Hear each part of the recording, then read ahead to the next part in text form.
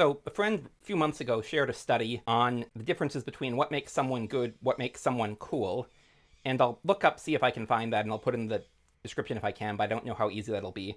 But I was thinking about, I realized that this idea aligns with what Stephen Covey described as the distinction between the character ethic versus the personality ethic, and what David Brooks described as the distinction between Adam 2 versus Adam 1. And I'm saying it that way because it is Adam 2 aligns with the idea of good, and Adam 1 with cool. But then the other thing is, so I mentioned reading Almanack of Naval Ravikant, and I think one of the most interesting things about it is the distinction he drew between zero-sum status games and positive-sum wealth creation games.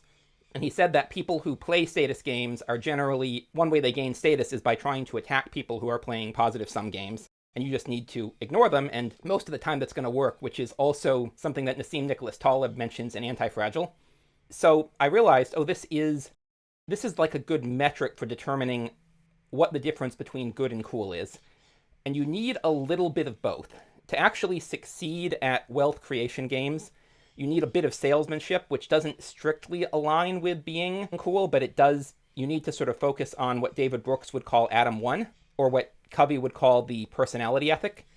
But for the most part, most of the value you're going to add is through being good, which there's morally good, and then there's also good at what you do, and I think they're connected, although people will often argue they're not.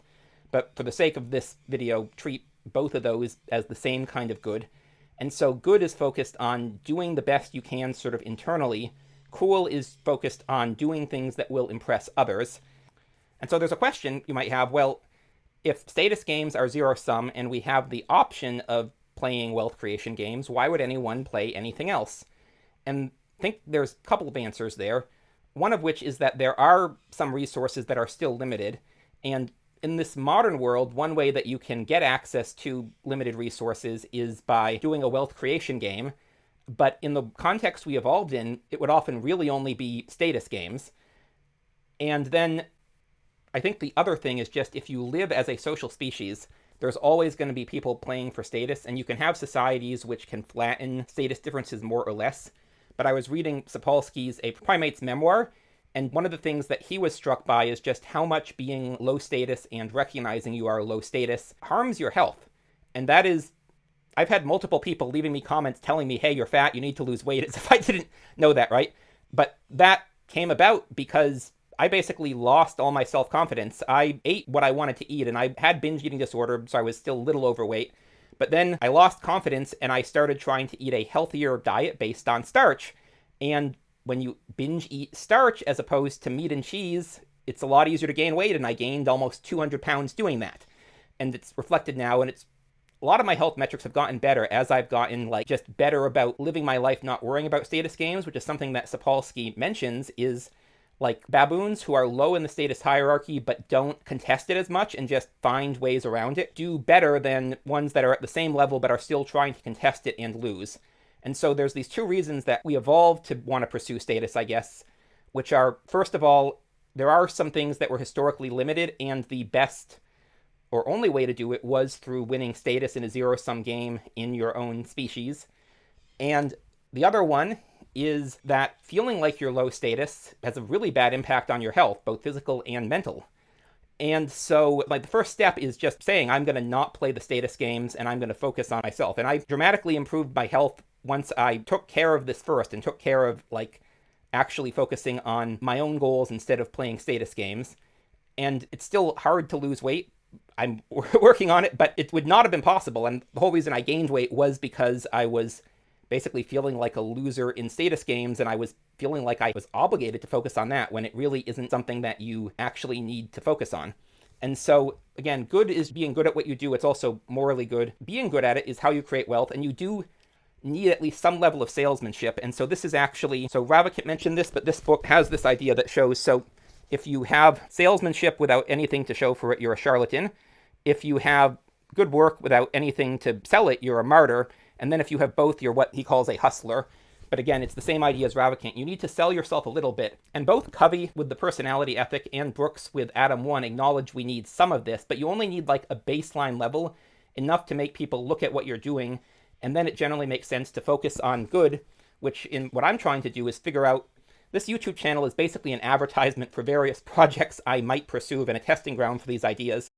And then how I'm actually going to try to make money is when I get a sense of, okay, this might actually make money, I'm going to actually try to make things that are at the intersection of my unique skill set, my unfair advantage, and what people seem to actually want, and see if I can make that work. And so I wrote a little blog post on good versus cool that I'll link to. I'm going more into the whole status game thing again, because I think it is human nature to want to play status games, and it sucks to lose them. And you'll see a lot of advice that just will just step out of the game and don't worry about it. But I think that only works if you can still make the meaningful choices, like in your life, what Stephen Covey would call your end goal. You can actually pursue those. And for some people, it might just be living in the moment with no broader end goal, but I don't think most people are actually capable of doing that. And so you need to figure out your end goal and try to pursue it. Anyways, just wanted to explain that idea quickly and then elaborate a little bit on the status games thing. I will also mention that I've noticed I'm pretty good at identifying which comments are people playing status games versus actually engaging in me. And I've engaged with about half a dozen comments that I was like, I think they're playing status game, but I'm not quite sure. And then they did the typical status game things, and I'm like, oh, yeah, with one exception. One actually did engage with me in a sincere way. So I'm not perfect identifying it, but it is, when you recognize it, it's pretty easy to pick up on pretty quickly who is playing status games versus who is actually engaging in, again, Stephen Covey, the idea of win-win, which I grew up hearing, didn't know it came from this book, but it's a useful idea. And that's wealth creation games, is finding win-win solutions. And that is based on being good, with then being cool enough to get people to pay attention, look at what you're doing. And then beyond that, you don't really need to do it, and you don't really need to play the status games. And so in terms of how I identify these comments, I've realized I think a key thing is Stephen Covey talks about the idea of understand to be understood. And I'm realizing that the comments that aren't really engaging, it's usually pretty clear because either they are making points that are pretty clearly consistent with a specific ideology and not really thought through, or they are asking me very pointed questions that sound like they aren't interested in my answer, but are expecting me to say things that they can then respond to with talking points. And all but one of the roughly half dozen times I responded to where I wasn't quite sure, suspected that they were not really engaging or playing status games, they then did exactly that, where they would then, okay, here's the talking points of my ideology. So anyways, thanks for watching. I'm Magpie. This is Leela, and I'll see y'all in the next one.